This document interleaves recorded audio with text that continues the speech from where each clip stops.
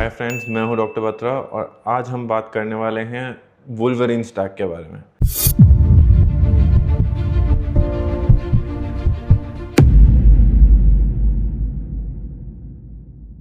आप देख रहे होंगे इंस्टाग्राम पे, यूट्यूब पे चारों तरफ पेप्टाइड्स ही पेप्टाइड्स के बारे में लोग बात कर रहे हैं। और दो पेप्टाइड हैं, TB500 और BPC157, जिसके बारे में सब लोग जानना चाहते हैं। मेरे पास एज अ ऑर्थोपेडिक सर्जन जो स्पोर्ट्स इंजरी टैकल करता है, जो बहुत सारा ट्रॉमा दिन रात देखता है, मेरे पास इतने पेशेंट्स आ रहे हैं जो मेरे से ये बोल रहे हैं कि सर हम BPC लगा ले तो हमारा फटा हुआ ACL रिपेयर हो जाएगा, क्या हम कंधे में BPC लगा लें या TB500 लगा लें, जो हमारे रोटेटर कफ की इंजरी है वो बिना सर्जरी के ठीक हो जाएगी। तो बहुत लोग सर्जिकल ऑल्टरनेटिव्स ढूंढ रहे हैं और यहाँ ये पेप्टाइड्स कई स्टडीज में बहुत कामयाब पाए गए हैं। लेकिन ये एग्जैक्टली है क्या? इसको वुल्वरीन स्टैक क्यों बोला जाता है? क्योंकि ये अपेरेंटली आपको वुल्वरीन की तरह रिकवरी देता है, किसी भी इंजरी से हील होने की वापस ताकत देता है। तो आज मैं आपसे डिस्कस करूंगा कि एक्चुअली पेप्टाइड्स हैं क्या, इन दोनों का क्या काम है, ये कैसे काम करते हैं, क्या ये सच्ची में इतना बढ़िया स्टैक है या फिर ये एक स्कैम है। और एक डिस्क्लेमर छोटा सा मैं देना चाहूँगा ये कहते हुए कि FDA का स्टेटस इनके रिगार्डिंग बहुत डाइसी रहता है, कभी अप्रूव करते हैं कभी नहीं करते हैं। फिलहाल ये अभी ह्यूमन यूज़ के लिए अप्रूव्ड नहीं है। अभी ये एज अ रिसर्च केमिकल है, तो जहाँ से भी आप इसको खरीदते हैं या प्रोक्योर करते हैं, इसकी प्योरिटी भी रिसर्च केमिकल के हिसाब की ही होगी, ऐसी नहीं होगी जो FDA टेस्टेड या FDA रेगुलेशंस के अनुसार हो। तो बहुत सिंपल भाषा में अगर पूछा जाए पेप्टाइड क्या है, तो पेप्टाइड प्रोटीन का एक पार्ट होता है, एक चेन होती है एमिनो एसिड्स की, जो एक तरीके का कॉज इफेक्ट रिलेशनशिप पैदा करती है हमारी बॉडी में। अगर हमने कोई पेप्टाइड लिया तो वो किसी ना किसी तरीके का रिस्पॉन्स हमारे शरीर में प्रोड्यूस करेगा, चाहे वो मेटाबॉलिक हो, माइटोकॉन्ड्रियल हो या हार्मोनल हो। सबसे पहले हम बात कर लेते हैं BPC157 के बारे में। BPC157 एक ऐसा पेप्टाइड है जो बहुत पहले 1970 में डिस्कवर किया गया था। बॉडी प्रोटेक्टिव कंपाउंड के नाम से इसको जाना गया था उस टाइम पे। और इसका जो पेरेंट प्रोटीन है BPC, वो हमारी स्टमक की लाइनिंग में पाया जाता है। 1970 में साइंटिस्ट ने सोचा कि भैया ये तो हाइड्रोक्लोरिक एसिड का एक वैट है, हमारे पेट के अंदर जितना तेजाब होता है उसको तो तुरंत गला देना चाहिए पेट के टिश्यू को, लेकिन स्टमक की लाइनिंग डायनामिकली अपने आप को रिपेयर करती रहती है। तो ऐसा क्या है पेट की म्यूकस मेम्ब्रेन में, एक लाइनिंग में, जो उसको इतने खतरनाक एसिडिक एनवायरनमेंट में भी बार बार रिपेयर कर देता है? तो उन्हें मालूम पड़ा कि इसके अंदर BPC है। तो BPC का एक 15 एमिनो एसिड का एक स्टेबल वर्जन बनाया गया जिसका नाम BPC157 दे दिया गया। इसके ऊपर सिर्फ एनिमल स्टडी का डेटा था उनके पास, और एनिमल स्टडी का डेटा शो करता था कि ये muscle healing, muscle tissue repair, ligament repair, nerve tissue regeneration, in case of toxic liver injury भी लिवर को रीजनरेट करवा दे रहा था। एनिमल स्टडीज में इस तरह की बहुत ही जबरदस्त रीजनरेशन पाई गई। तो ओवरऑल हमें इन स्टडीज से क्या पता चला कि BPC का रिस्पॉन्स खाली पेट में नहीं, शरीर में कहीं पे भी डाला जाए जहां इंजरी है तो वहां डेफिनेटली रिस्पॉन्स आता है। यूजुअली जब हमारे शरीर में कोई इंजरी होती है तो एक अनऑर्गेनाइज्ड कोलेजन का स्कार टिश्यू बनता है। आप देखेंगे स्कार टिश्यू से हमारी हीलिंग होती है इन मोस्ट केसेस। अब स्कार टिश्यू क्या है? स्कार टिश्यू एक अनऑर्गेनाइज्ड फॉर्मेशन है टिश्यू का, क्योंकि बहुत ज्यादा ऑर्गेनाइज करके हमारा शरीर नेटिव टिश्यू को दोबारा नहीं बना पाता है। इतना कोऑर्डिनेशन हमारे शरीर में नहीं है, उस तरीके से बायोमैकेनिक्स काम नहीं करते शरीर के। तो 3 स्टेजेस होती हैं किसी भी इंजरी में। पहले हमारे पास स्टेज 1 होती है इन्फ्लेमेशन। इन्फ्लेमेशन के कुछ इन्फ्लेमेटरी मीडिएटर्स होते हैं, साइड पे आते हैं, अपना काम करते हैं, आगे चले जाते हैं, इन्फ्लेमेशन रिजॉल्व हो जाता है। सेकंड फेज होता है रिपेयर, जिसमें ये अनऑर्गेनाइज्ड कोलेजन ले डाउन होता है, स्कार टिश्यू का फॉर्मेशन होता है। और तीसरा फेज होता है रीमॉडलिंग, जिसमें ये एक्स्ट्रा स्कार टिश्यू को कट आउट करता है शरीर। तो इनमें से किसी भी फेज में अगर कोई भी गड़बड़ होती है तो फिर हमें chronic tendinitis, chronic ligament injuries, chronic pain, इस तरह की चीजें डेवलप होती हैं। तो BPC157 एग्जैक्टली क्या करता है? वो एक मोर ऑर्गेनाइज्ड टिश्यू बिल्डिंग के लिए आपको एक पाथवे देता है। मान लेते हैं कि आपने एक तूफान के बाद गिरे हुए घर को दोबारा बनाना है।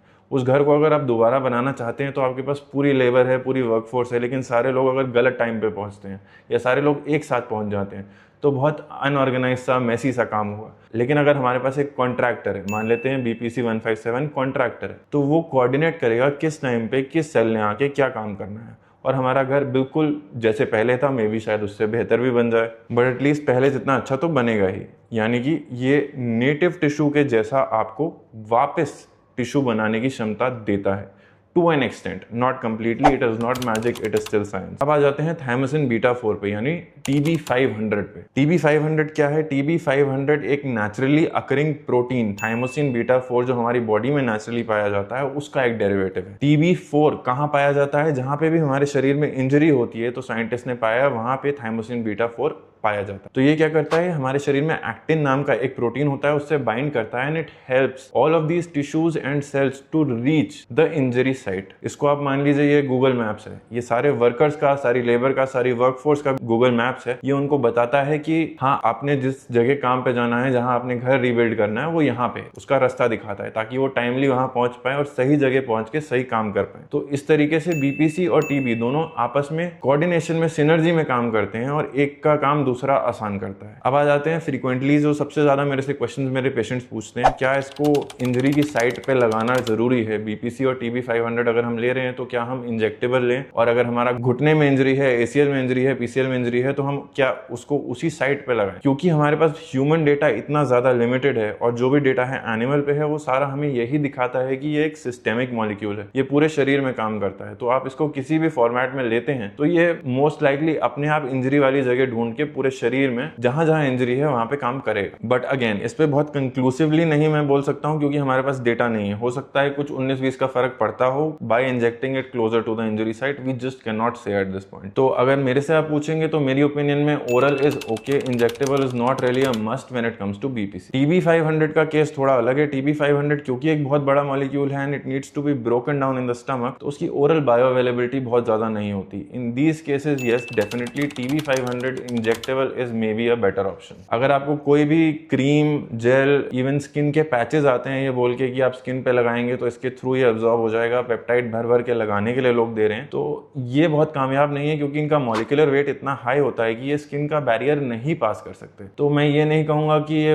इनइफेक्टिव हैं प्रोडक्ट्स, बट बहुत ज्यादा इफेक्टिव नहीं होंगे until unless there is a special delivery mechanism जो स्किन के पार इनको लेके जा रहा है। दो फाइनल क्वेश्चंस जो मेरे से लोग पूछते हैं, सबसे पहला, क्या हम पेप्टाइड्स को मिक्स कर सकते हैं? जी हाँ, पेप्टाइड ब्लेंड्स भी आते हैं बट वो इतने ज्यादा स्टेबल नहीं होते, उनकी शेल्फ लाइफ इतनी ज्यादा नहीं होती, तो ब्लेंड्स को यूजुअली 30-40 दिन में कंज्यूम कर लेना चाहिए। अगर मेरी पर्सनल ओपिनियन आप मानते हैं, फिर I would say separate peptides are better, blends are not that great. Blend थोड़े अनस्टेबल हो जाते हैं, पीएच से बहुत रिलेशन होता है पेप्टाइड की स्टेबिलिटी। फाइनली अगर आप पूछेंगे बीपीसी 157 या टीबी 500 से कैंसर होता है कि नहीं होता, तो कैंसर के रिलेशन में इसका क्या रिस्क है? अगर ऑलरेडी कोई प्री एग्जिस्टिंग कैंसर है, पेप्टाइड का काम है ये नई ब्लड वेसल्स बना देता है। नई ब्लड वेसल्स आपके नॉर्मल टिश्यू को भी फीड कर सकती है, इंजर्ड टिश्यू को भी फीड कर सकती है और कैंसर को भी फीड कर सकती है। तो अगर प्री एग्जिस्टिंग कोई कैंसर है, शरीर में ऑलरेडी कैंसर है, तो बिल्कुल भी नहीं लेना चाहिए, इन पेप्टाइड से बहुत दूर रहना चाहिए, कैंसर को बिल्कुल बढ़ा सकता है। मैं तो ये यहाँ तक अपने पेशेंट्स को वार्न करता हूँ, किसी की फैमिली हिस्ट्री है कैंसर की, then peptides are not for you, please don't mess with them. But अगर कोई मुझसे पूछेगा कि लिटरेचर क्या कहती है, तो नहीं,